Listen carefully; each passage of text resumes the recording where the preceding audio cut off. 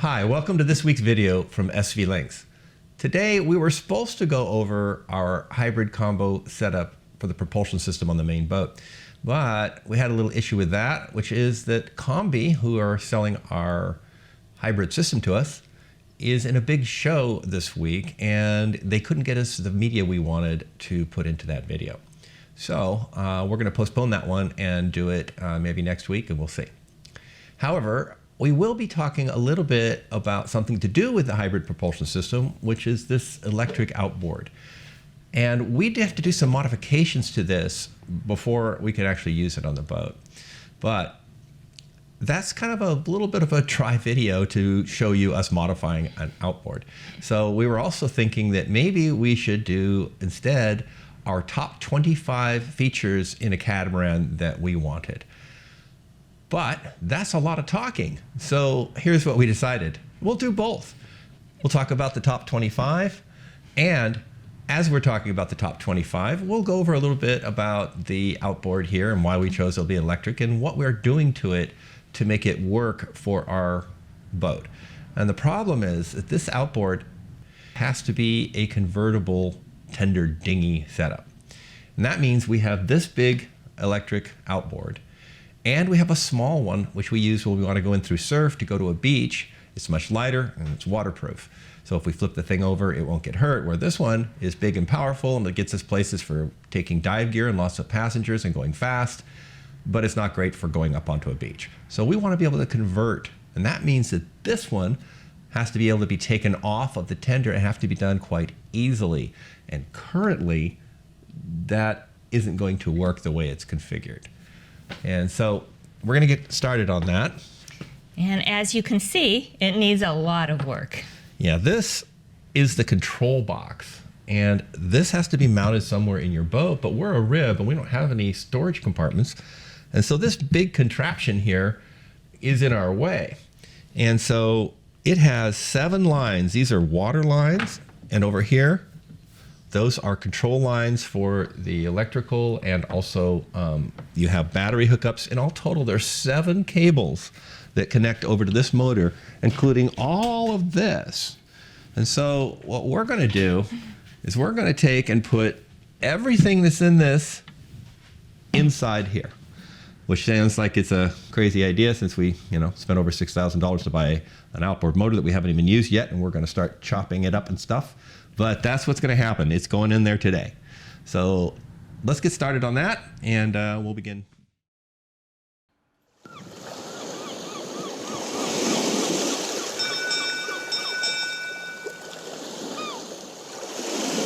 So first of all, let's take a look inside this box right here. So inside this control box, you can see that there's a very large water-cooled controller in the middle here, and then some smaller electronics mounted to the side. Not many, just some cords over here. And then there's a big empty space around different parts, and that connects to this Anderson connector over here. To accomplish this, we need to move everything from inside this control box into the cowl of the outboard. All right, so let's get started taking this whole thing apart. But while we do that, let's start that top 25 list. And number 1 on that list is safety. With our family, friends, and other crew members on board, we want to be safe. To get a safe and well-made boat, we went with an established catamaran company, Schionning Designs, who have a long track record of safe, seaworthy models from which to choose. They have been designing great catamarans for 35 years and have a reputation for seaworthy, over-engineered performance catamarans. So while we take this control box apart, let's go over number 2 on our top 25 list, which is the cost. Right after safety had to be the price. Any boat we considered had to be one we could afford. So cost was second on our list, since any boat we could not afford was unattainable and therefore just a pipe dream. And we want to really sail around the world. At the end of our What Comes in a Catamaran Kit video, there's a link above, we go over the general cost to build SV Lynx. But to reiterate, our budget to build the boat is around $550,000. That's how much cash we set out to save and, eventually, spend. In a comment from the previous video, a few people have asked about the cost of labor to build SV Lynx. We didn't mention any because we don't have more money to hire anyone. That's why Marianne, Brian, and myself will do the lion's share of building SV Lynx, though we will have some other part-time people there as well. Anyone who helps build the boat earns time on board SV Lynx during the voyage. That could include a few of you. But what if you don't have the time to help us? Or you want to build your own boat and don't think you have the time or knowledge, stamina, etc. to build your own 1520 from Schionning Designs?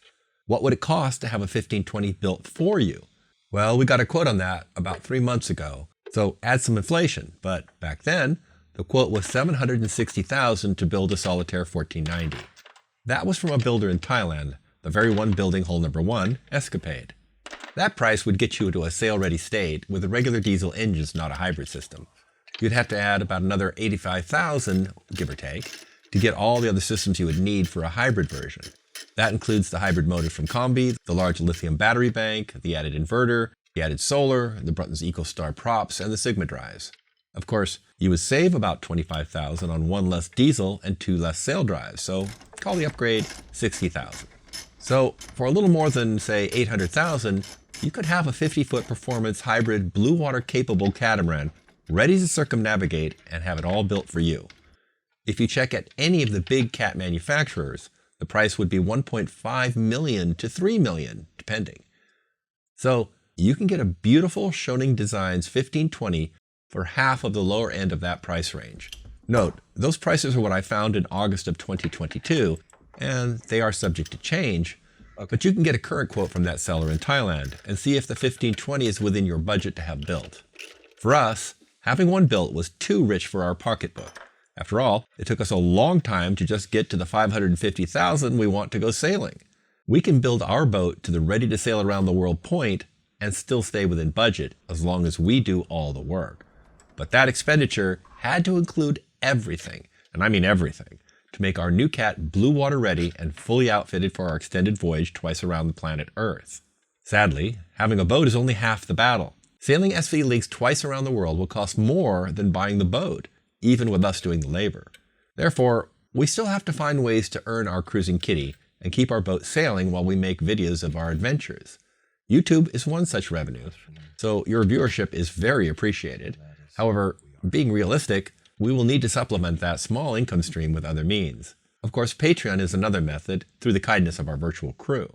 My writing career is another way to add to our cruising kitty since I can continue to write novels while we sail.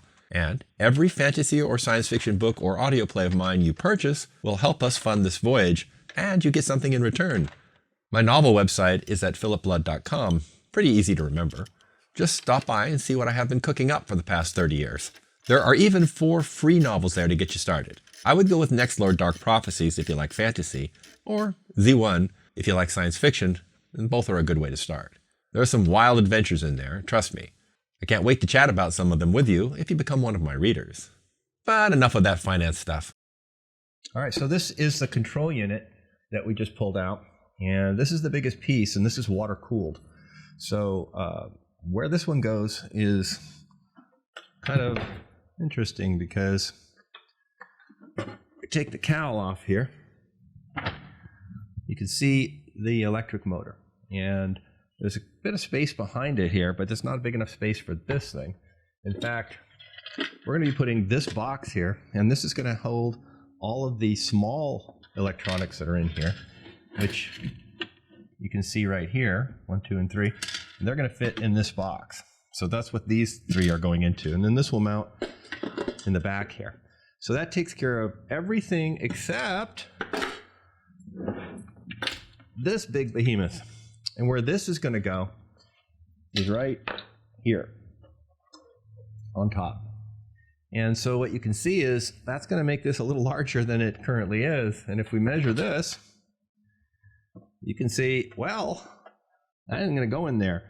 But if we raise this about 3 inches, it will fit. And so that's why we're going to cut this baby right in half and raise it 3 inches and put a new fiberglass work around there to make it look all nice and like it came that way. And this will just be a taller engine, but it'll all fit in here then. All right, let's get back to our top 25 list and see what's next on the list. Number 3 is length and width. The size of our catamaran is incredibly important. It's sort of like the Goldilocks fable. We don't want something too long or too short. If we're too short, then the boat will kind of hobby horse. And if it's a performance cat, which is what we want, it will also cause it to not have enough load carrying capacity because of the thin hulls. And if you put too much weight in there, it sinks it down in the water. So too short is a bad idea. And we also don't want it too long because we want to fit into some of the locks in Europe, especially in the inland waterways. And they're only 33 feet wide, and we can't go much wider than about 25 feet on the boat. And so the way a boat works is typically if it's 50 feet long, then the beam is about half of that, so around 25 feet. So that sort of means we can't go beyond that 50-foot length, or we can't fit in those locks. So we want something not too short so that we have enough load carrying capacity and it's comfortably sailing, and not too long because then we can't fit the width in through some of the locks. Let's get back to working on this motor. That 50% beam versus length I just mentioned is sort of the magic ratio. But it's not the only story when comparing cats. Truthfully, to check the ratio to find a well-designed cat, you should be measuring the distance between the center line of each hull, which is called BCL, not the beam of the boat, and then look for a width of 39 to 42% of the length of the waterline. That means BCL divided by LWL. That measurement takes the width of the hulls into account. The reason that's important is that some designers increase the width of the hulls, but they don't typically increase the beam at the same time. That would break the magic 50% ratio. Instead, they decrease the width between the hulls, but when it comes to slamming and the characteristics of sailing, that's a bad idea. So you really want that 39 to 40% ratio.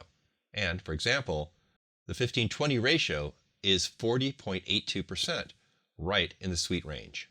So for all those reasons, in our humble opinion, the optimal size for our cruising catamaran was 44 to 50 feet, and the closer we could get to 50 feet in length, the better, since you will sail faster, ride smoother, and keep sailing in lighter winds, yet still have adequate load carrying capacity for our crew. That's why we ended up going with the 15-20.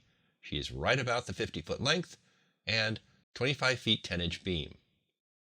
All right, so we're going to use this laser level here. And what we're trying to do is get a line on here where we can cut it so that it's easy to raise it up. And we want the cut to be on the flat surface here so that it's just raising the flat part up, and this old tapered part up top here we won't have to mess with. So we'll just be fiberglassing around the flat part. And we also need it to be above the level of these screws and such so that we have a place to put the fiberglass on without dealing with these latches. So this will scribe a nice little bit of a line from us. And now we'll just mark it all the way around.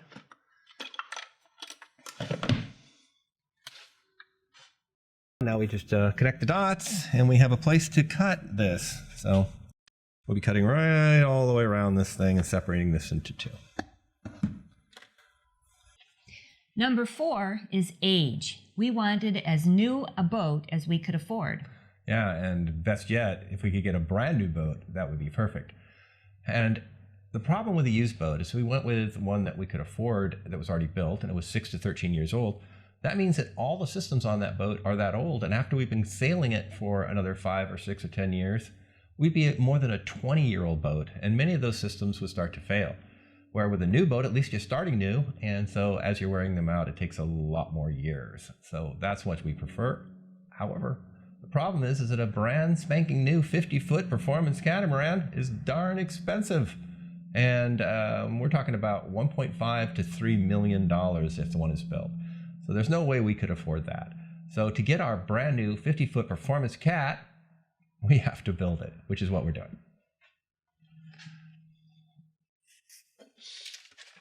All right, while we continue to work, let's go over number 5, adequate load carrying capacity. Now, I already mentioned this one when we were talking about the length of the boat, but it's worth adding to the list since this was a very high priority for our cat. We're planning to cruise around the entire world with a large crew.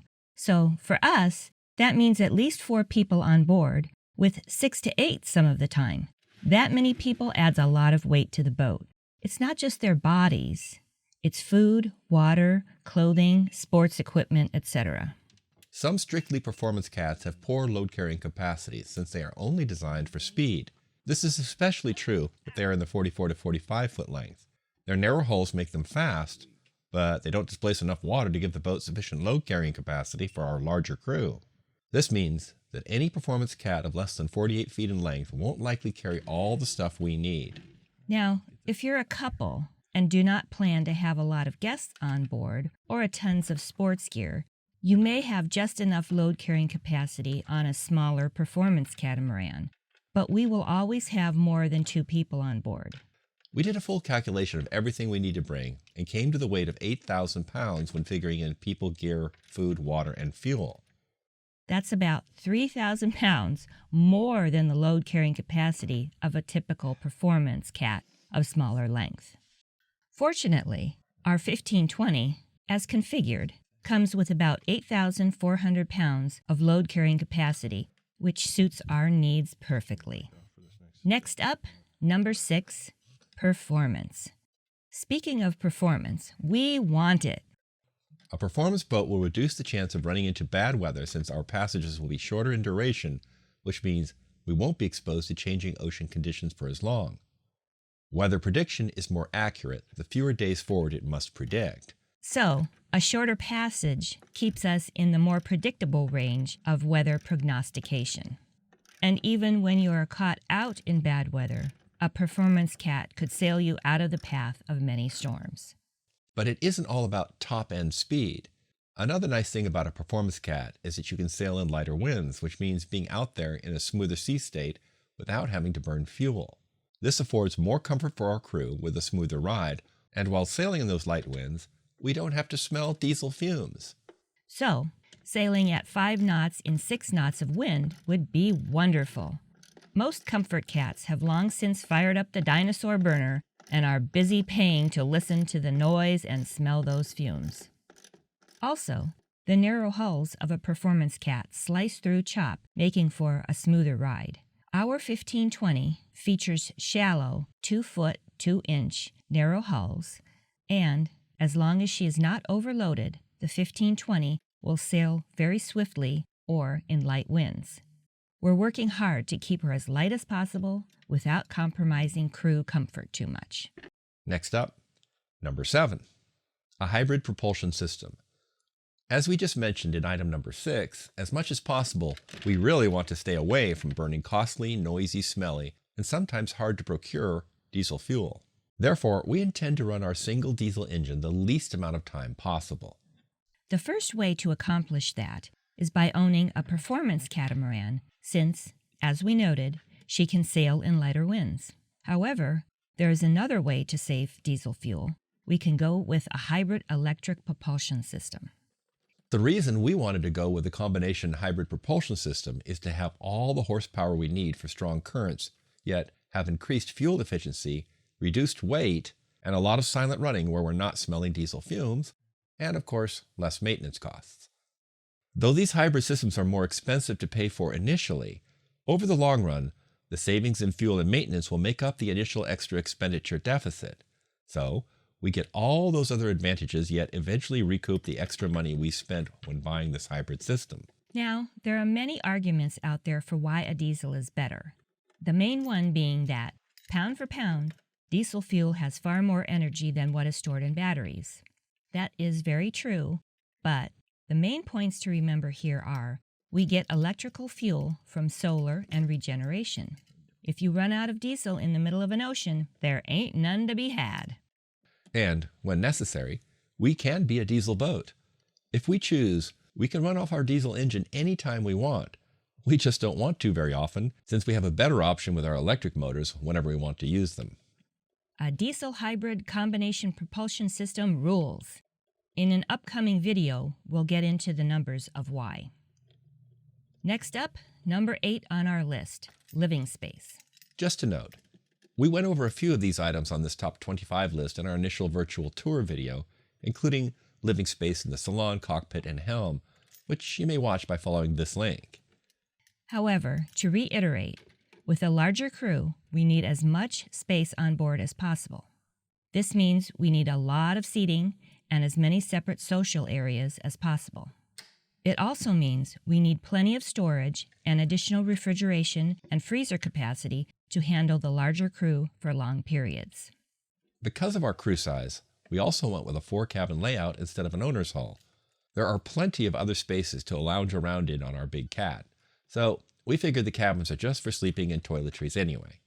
Not only do we have 4 cabins, but we added some additional convertible sleeping areas in the salon and cockpit in case we have a lot of extra guests on board for a short period. The 1520 design gives us a total sleeping quarters capacity of 13 crew members, though having that many crew on board SV Lynx will be extremely rare. The 4 cabins should accommodate the regular crew most of the time. Now, let's look at number 9 on our list. Semi-raised helm. We went over this one in detail in the virtual tour, but here are the bullet points. Number 1. We wanted a semi-raised helm position that was higher than a bulkhead helm for better visibility around the boat for someone on watch, but low enough so that we did not have to raise the boom. Number 2. We also wanted the helm to be another separate space on board, where it can be a social area or a comfortable place where a crew member can stand watch away from the distractions of other social interactions, yet not so far removed that they're not part of the group. Number 3, our helm also needed to have easy and safe access from the interior of the boat so that crew could reach the helm and line handling stations without climbing ladders or going forward on side decks in inclement weather. Number 4, speaking of inclement weather, we wanted the entire helm to have enclosures so that the helmsman may be completely out of the elements, sun, saltwater spray, rain, or just cold wind.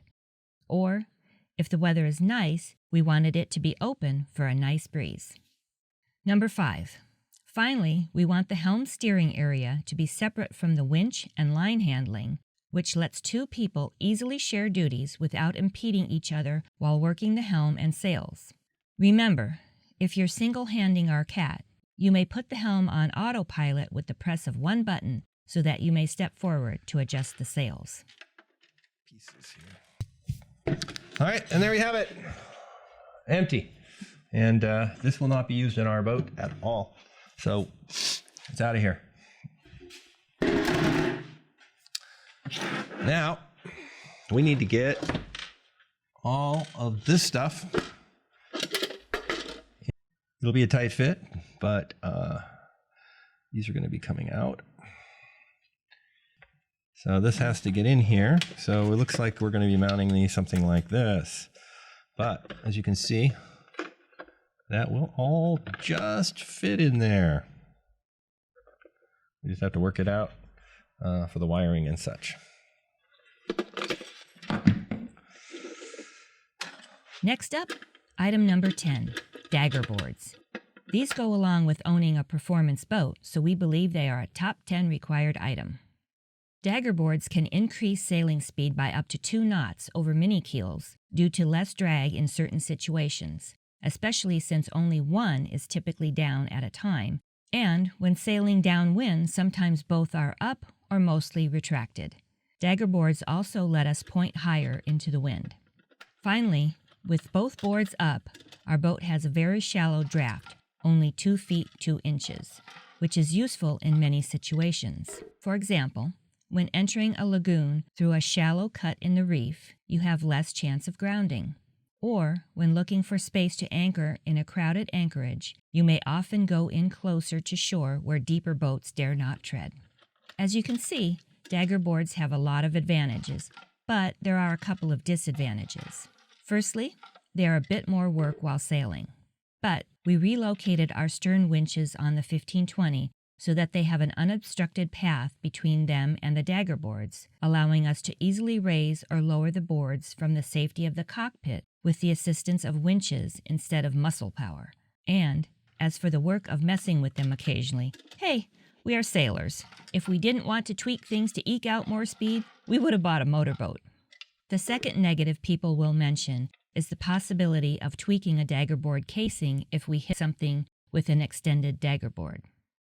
To that end, we are reinforcing the Daggerboard casings with basalt fiber instead of fiberglass on the 1520, making them around 20% stronger. Then, since the Daggerboards will be made of weaker fiberglass, and Schionning already designed them with 2 breakaway points, if we hit something with the board down, the board will break off instead of damaging the casing, and we only need 1 board to get to a port. The third negative is cleaning the casing of marine growth. Well, we can't do much about that, and we'll just have to scrub them occasionally. So we will need to modify this slightly. Looks like this bracket is going to have to be smaller. So we'll take this bracket off and we'll make a new bracket that will hold this in here better. Because this direction or this direction is too thick, although without the bracket it'll be just fine. So it looks like our 3D printer is going to be busy because we're going to have to 3D print a little holder for that. We can bolt through the side here and get that in there. All right. Very compact. It's got to be compact because it's got to fit right over here. Next up, item number 11, beaching. Since we're going to sail around the planet, we will be in many different ocean tidal situations. Sometimes we must land on our hulls as the tide recedes, like when crossing the Wadden Sea. As we mentioned in item number 10, with the 1520, we will have Daggerboards. When beached, with the boards up, she will rest on the hulls. Therefore, we also need kick-up rudders so that we do not bend our rudder shafts while beached. It also means the hull must be designed to handle the stresses of beaching with a hard enough skin to withstand the pressure of small rocks. The 1490 was designed to be beached, so the structure of the bulkheads and boat are engineered for this. However, we're upgrading the strength of the skin over the hulls on the 1520 by switching to basalt fiber for the outer skin on the hulls. All right, time to cut the cowl. Let's get a table in here.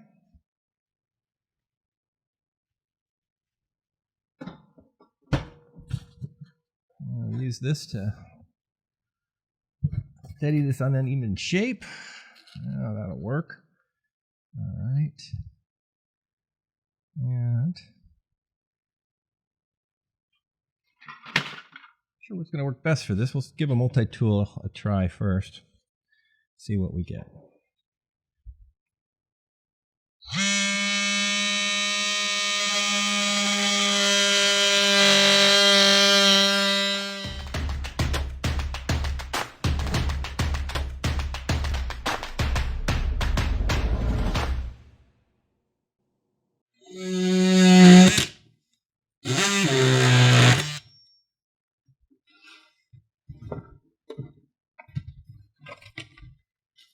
It's off!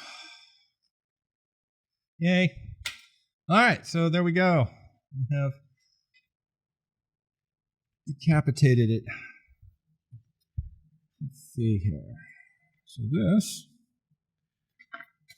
now,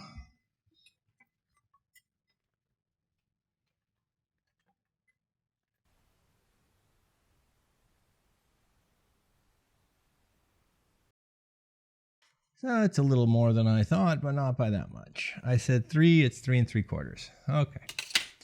So that's how tall the motor will be now when it's done. And that will be just fine. All right, well, that'll about do it for our modifications to our E18 Stealth Outboard and our top 25 features we want in a catamaran. Of course, we only got 1 through 11 in part 1, but we'll get 12 through 25 when we get to part 2. Don't forget to subscribe and like and ring the bell icon. And we're going to see you next week for the rest of this video.